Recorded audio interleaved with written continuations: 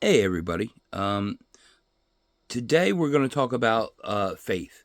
One of the things upcoming, right now we're on break for the summer, but when our Bible study group gets back together in September, we're studying Hebrews, which, I talk all the time about bouncing around the Bible, but sometimes there are areas, like certain things that are specific, like they're known as, like, for example, you've heard me quote all the time, 1 Corinthians chapter 13, that's the love chapter.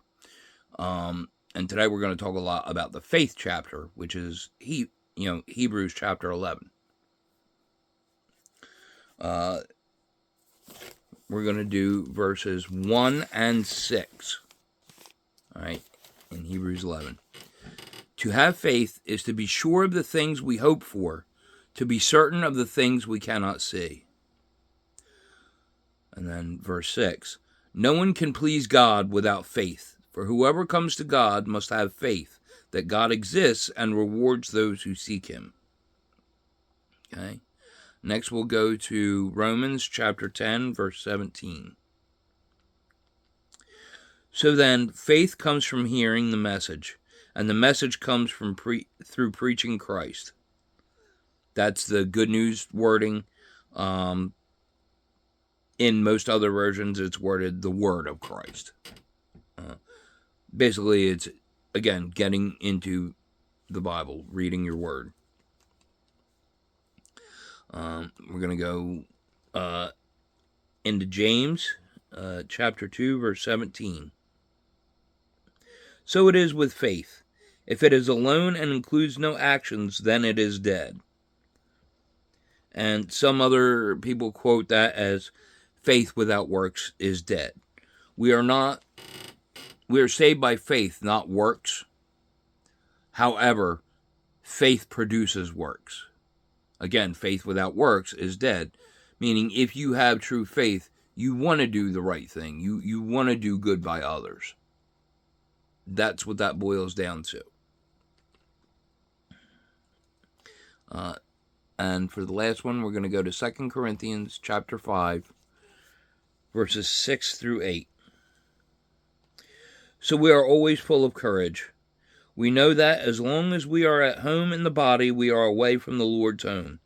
For our life is a matter of faith, not of sight. That's the good news wording.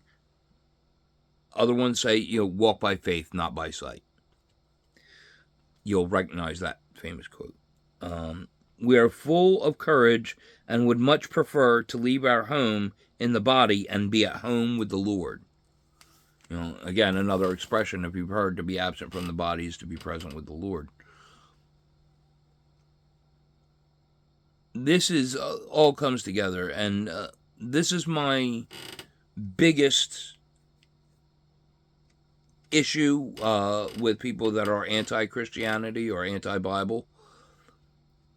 Listen, you got free will. If you want to live that lifestyle,